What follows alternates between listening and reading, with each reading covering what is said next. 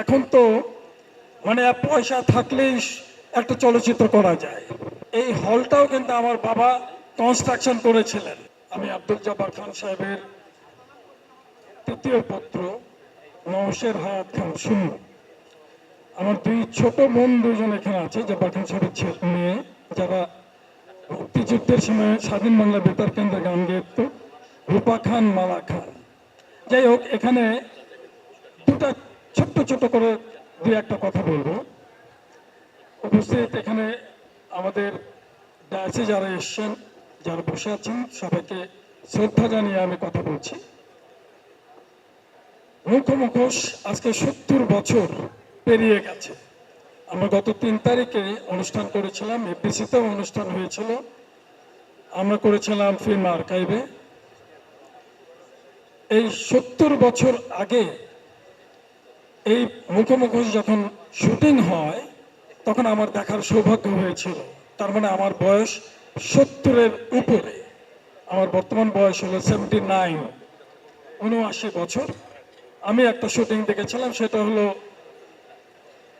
আমাদের বাড়ির পাশেই বৌদ্ধ মন্দির, বর্তমানে বৌদ্ধ মন্দির, সেটা হলো সম্পূর্ণ জঙ্গল দিয়ে ঘেরা। সুস্থ জীবন,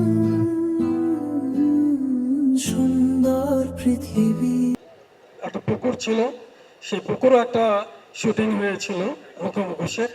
সেখানে জঙ্গল থেকে বেরিয়ে ডাকাত, আমাদের মুখোমুখোশের যে ডাকাতের চরিত্র এনাম আহমেদ সাহেব, উনি জঙ্গল থেকে বেরিয়ে একটা ডায়লগ করেছিলেন। সেই শুটিংটা দেখার অভিজ্ঞতা থেকে আমি ছোট্ট করে বলি। তখন কিন্তু কোনো ইলেকট্রিসিটি ছিল না।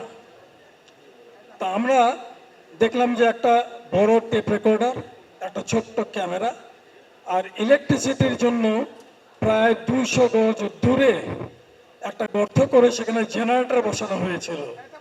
সেই জেনারেটরের জন্য শব্দ না আসে, সেই জন্য জেনারেটরটা বসানো হয়েছিল সেই অনেক দূর, 200 গজ দূরে।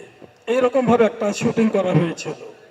আর বর্তমান এখন তো মানে পয়সা থাকলেই একটা চলচ্চিত্র করা যায়।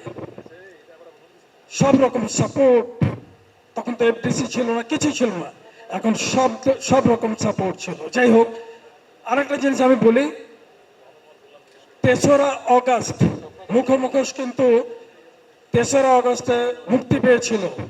সুতরাং 3রা অগস্টকে জাতীয় চলচ্চিত্র দিবস হিসাবে গ্রহণ করা হোক বা এটাকে চালু করা হোক, এই আবেদন করছি। আরেকটা জিনিস আমি বলি, সেটা হলো আজকে এই মদিমেতা সিনেমা হলে যে দাঁড়িয়ে কথা বলছি, এটা কিন্তু এই হলটাও কিন্তু আমার বাবা কনস্ট্রাকশন করেছিলেন।